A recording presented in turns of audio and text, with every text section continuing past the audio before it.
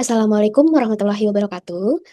Kami dari tim Tahu Isi perkenankan kami untuk mempresentasikan proyek Capstone program Laskar AI yang diselenggarakan oleh Lintas Arta bersama Decoding dan NVIDIA.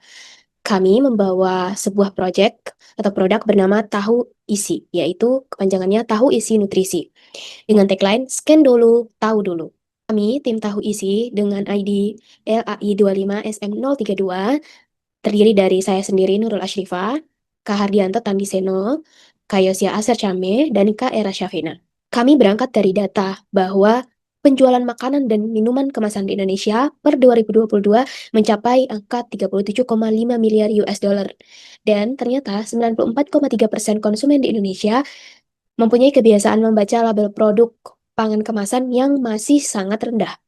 Lalu apa dampaknya jika kita tidak tepat dalam memilih asupan makanan? Yang pertama, jika kita mengonsumsi gula berlebihan, ini menjadi salah satu faktor risiko diabetes tipe 2. Di Indonesia sendiri, prevalensi diabetes tipe 2 mencapai 11,7% per tahun 2023. Kemudian, jika kita mengonsumsi lemak jenuh dan garam berlebihan, ini juga dapat meningkatkan kolesterol dan tekanan darah atau hipertensi yang bisa menjadi salah satu faktor risiko penyakit stroke dan penyakit jantung. Di mana di Indonesia sendiri, terdapat total 651.481 kematian per tahunnya yang disebabkan oleh stroke dan penyakit jantung. Lalu bagaimana jika kita kekurangan protein?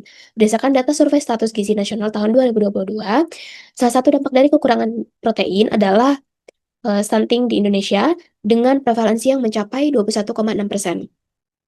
Di Indonesia sendiri, angka konsumsi protein masih di 62,3 gram, yaitu yang terendah di Asia Tenggara.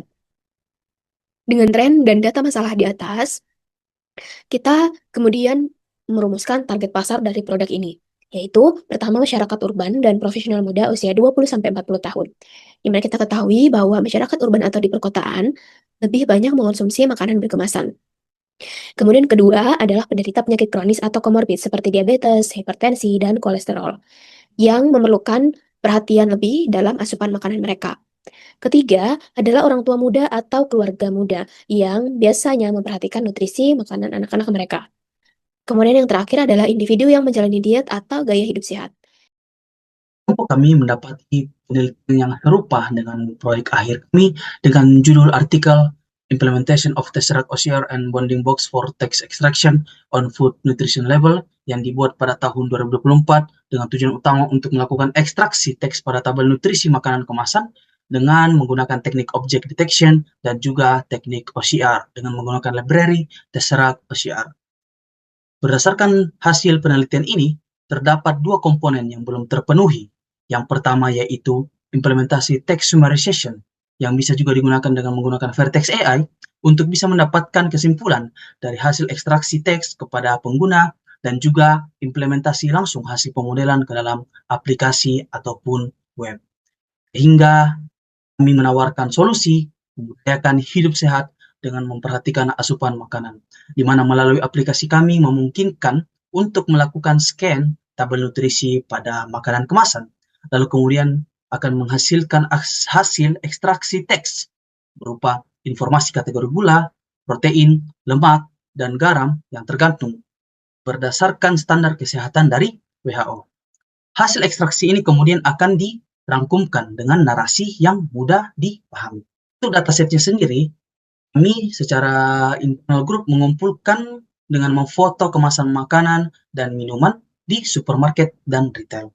Yang hasil akhirnya itu sebanyak 1018 dataset.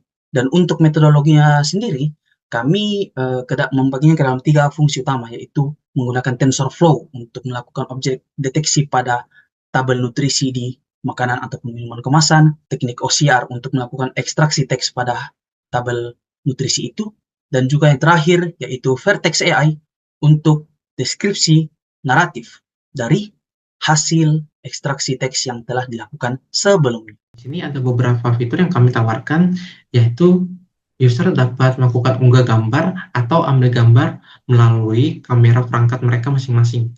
Nah, kemudian dari inputan atau masukan dari user akan dilakukan ringkasan nutrisi per porsi meliputi lemak total, protein, gula, dan garam.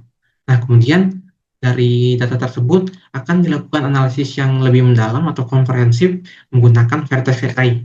Nah, di sini ada beberapa hal yang perlu diperhatikan, yaitu yang pertama kategori gizi berdasarkan WHO dan saran konsumsi per hari ataupun jangka panjang. Nah, ini semua analisisnya dilakukan oleh model LLM dengan Vertex AI.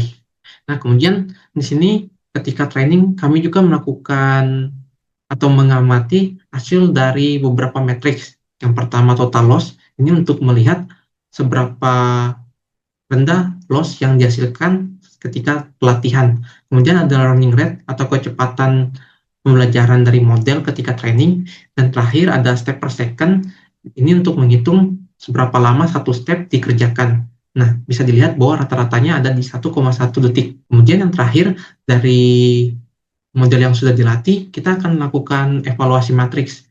Yang pertama, confusion matrix, bisa dilihat bahwa model dapat mendeteksi seluruh objek yang ada pada data atau gambar. Nah, di sini juga terdapat satu label saja, yaitu tabel nutrisi.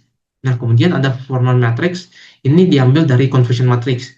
Karena dari confusion matrix, semua objek dapat terdeteksi dengan baik, sehingga nilai akurasi, precision, recall, dan F1 score mencapai 1 atau sempurna.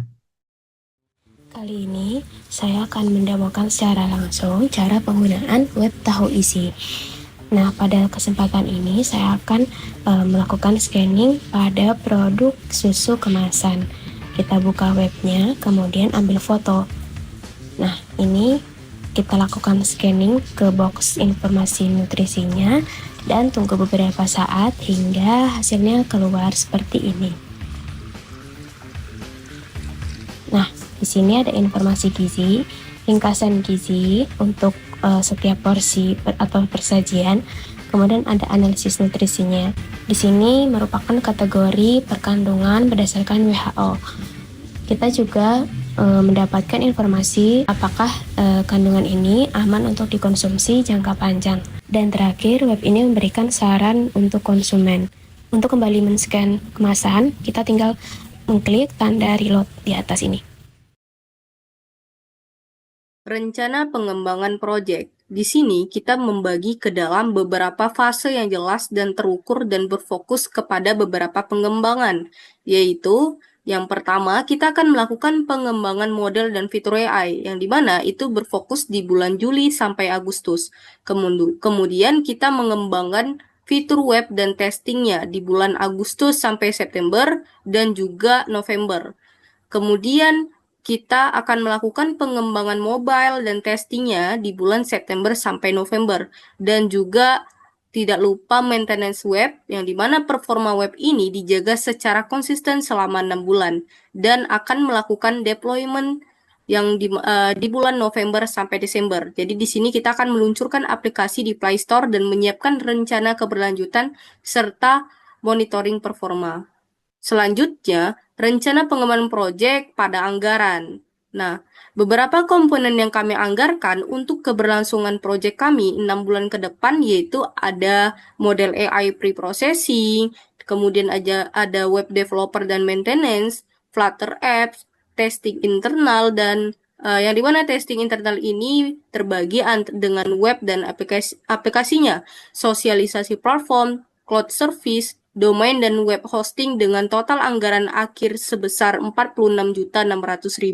Dan resource yang kami gunakan ada 3 kategori, ada personil, ada 4 AI engineer internal, 1 full stack developer, 1 Flutter developer, 1 QA spesialis. Kemudian tools yang kami gunakan ada TensorFlow, Pedal OCR, Flutter SDK, Postman, Canva, Figma, Google Cloud, Vertex AI, Vercel Pro, Colab Pro, Fightstore, Cloudflare, CDN, dan yang berlangganan itu yaitu ada beberapa, ada Vercel Pro, ada Google Cloud, ada Vertex AI, dan domain hosting webnya.